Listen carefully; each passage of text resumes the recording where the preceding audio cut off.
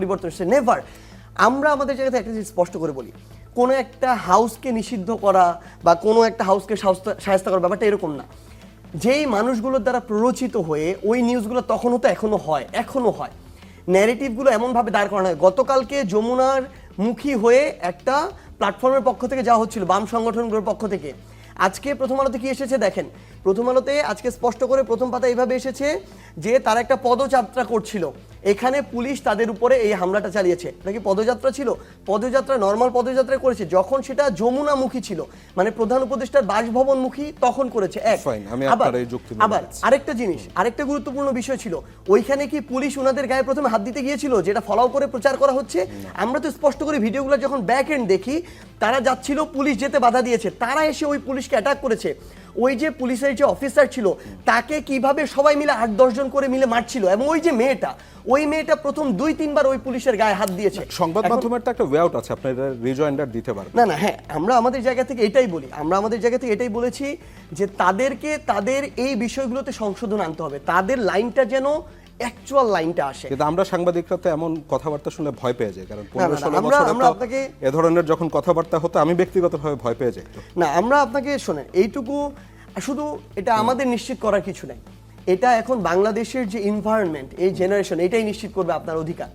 আপনার এগেনস্টে কেউ দাঁড়িয়ে গেলে এখন 24 ঘন্টা টিকে থাকা সম্ভব না যদি আপনি ফেয়ার থাকেন। আপনি জাস্ট আপনাকে একটা জিনিসই বলি, আমরা এইটুকু চাই যেটা সত্য মিডিয়ার মাধ্যমে যেন সেটা আসে। এক সেকেন্ড হচ্ছে ধানমন্ডি 32 আমরা ভাঙতে চাই নাই।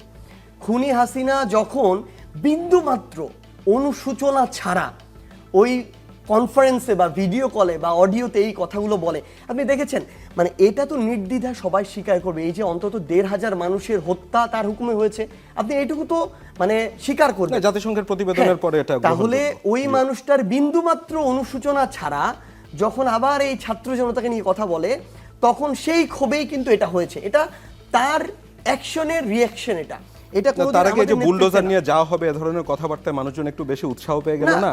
আপনি বুলডোজার নিয়ে যাওয়া হবে এটা বলার আগেই মানুষজন ওখানে চলে গিয়েছিল এবং মানুষজনই এই বুলডোজার নিয়ে গিয়েছে।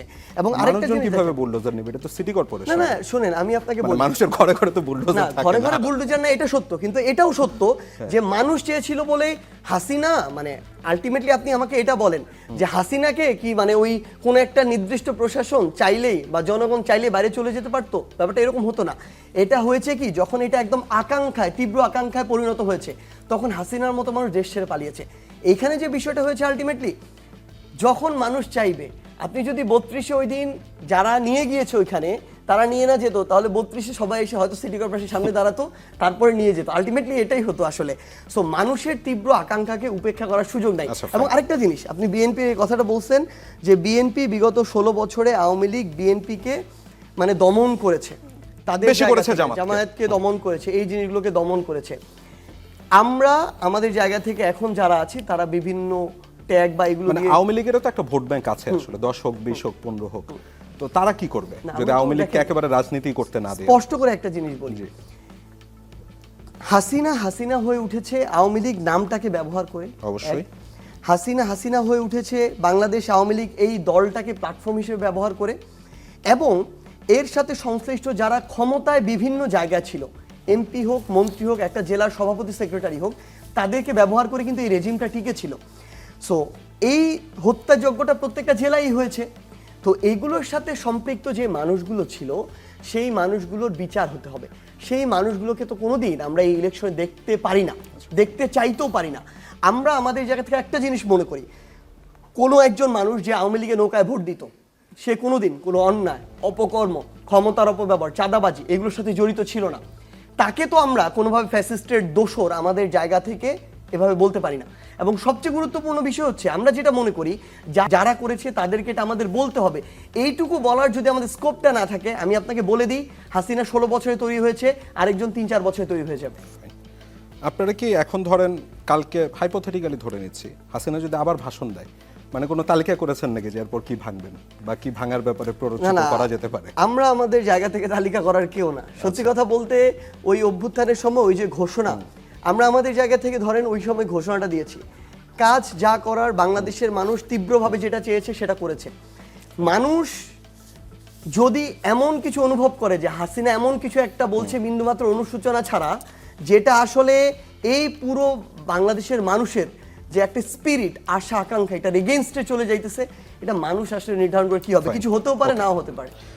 আপনি সোহরাওয়ার্দীর ইফতার পার্টিতে বলছেন যে খুনি হাসিনার নির্দেশে এতগুলো প্রাণ গিয়েছে, সেই খুনি হাসিনার বিচার হওয়ার আগে কিভাবে তারা নির্বাচনের কথা বলে, মানে আপনি কি এই বিষয়টা নিয়ে কোনো বিজ্ঞ আইনজীবীর সাথে কথা বলেছেন যে এই বিচার হতে কতদিন লাগতে পারে? মানে আমি যখন কথা বলছি তারা বলছে 5, 10, 15 বছরের আগে তো বিচার শেষ হওয়া সম্ভব না, তো তার আগ পর্যন্ত কি না না, নির্বাচন হবে খুব না? স্বাভাবিকভাবেই তিনি বাংলাদেশের গতানুগতিক যে হচ্ছে আইনি প্রক্রিয়া, এই প্রক্রিয়ার কথাই বলেছেন। এইটাই হয় যে বাংলাদেশের আসলে কেন আপনি রিসেন্ট টাইমসে সবচেয়ে দ্রুত গতিতে মামলা আমি দেখেছি আবরার ফাহাদেরটা, সেটাও 6 বছর পরেও রায় হয়নি। না না না, মানে আবরার শেষ হয়নি ফাহাদের বিচার। ঘটনা শুরু হয়েছিল কখন? আবরার ফাহাদের ঘটনা শুরু হয়েছিল 19 সালে, আওয়ামী লীগের আমল। সেই 19 থেকে এখন 25 সাল, এই 24 সাল পর্যন্ত তো আওয়ামী লীগের আমল ছিল।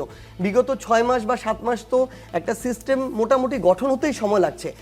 আমরা জাস্ট আমাদের জায়গা থেকে একটা জিনিস মনে করি, আপনার প্রায়োরিটি সেট করতে হবে বাংলাদেশে অপরাধ প্রবণতা বৃদ্ধি পাওয়ার এবং এই যে ডে বাই ডে একই জিনিসের পুনরাবৃত্তি হওয়ার সবচেয়ে বড় কারণ কি জানেন?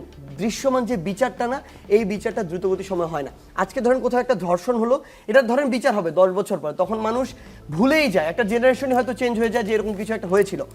আমরা মনে করি যদি দ্রুতগতির একটি ট্রাইব্যুনাল, ন্যাশনাল এবং ইন্টারন্যাশনাল একটা প্রচেষ্টা থাকে, অন্তর্বর্তীকালীন সরকারের সর্বোচ্চ ওই প্রায়োরিটির জায়গাটা থাকে, সদিচ্ছা থাকে, তাহলে আমরা বিশ্বাস করি এই নির্বাচন যদি অন্তর্বর্তীকালীন সরকার আগামী 1 বছরের মানে আপনার মধ্যে কোনো ধারণা আছে যে কতদিনের মধ্যে বিচার করে ফেলা সম্ভব হতে না, পারে? এটাই তো বলছি আপনাকে, এটাকে অবশ্যই একটা স্পেশাল কেস হিসেবে নিতে হবে। এবং শেষ করি একটু, যদি এই অন্তর্বর্তীকালীন সরকার তাদের জায়গা থেকে সর্বোচ্চ চেষ্টাটুকু করে, তাহলে দ্রুতগতির যতগুলো প্রসেস আছে এগুলোকে মেনটেন করে আগামী 1 বছরের মধ্যেও যদি ইলেকশন হয়, 1 বছরের মধ্যে এই বিচারটা, অন্তত একটা হত্যা মামলার বিচার কমপ্লিট করা সম্ভব। সেটা নিয়ে প্রশ্ন উঠবে না খুব দ্রুত গতিতে হলে? না, কেন প্রশ্ন উঠবে? খুব স্বাভাবিকভাবে। মানে এটা তো পৃথিবীর ইতিহাসে এই ধরনের গণহত্যার বিচার শাপলাতেও একটা গণহত্যাই দেখেছি, এটা একটা হত্যাকাণ্ডই শাপলার। এটা আমরা আমাদের জায়গা থেকে বিশ্বাস করি বিডিআরেরও এটা এক প্রকার হত্যাকাণ্ডই, বিভিন্ন স্টেকের অংশ ছিল। ওই যে বিষয়গুলো না, 71-এর সাথে 24-এর বা পূর্বের গণহত্যার সাথে এই 24-এর সবচেয়ে গুরুত্বপূর্ণ পার্থক্য হচ্ছে আপনার কাছে ক্লিয়ার এভিডেন্স আছে, আপনার কাছে ক্লিয়ার ছবি আছে, ভিডিও আছে, আপনার কাছে প্রত্যেকটা ঘটনার অডিও আছে। ওই যে আদালতে যাওয়ার পরে তর্ক বিতর্ক হবে, মানে আদালতের রানটাই তো অনেক লম্বা। মানে খুব স্বাভাবিকভাবে আপনার কি মনে হয় যে এটার জন্য আসলে 250 কার্য দিবস মানে যথেষ্ট নয়?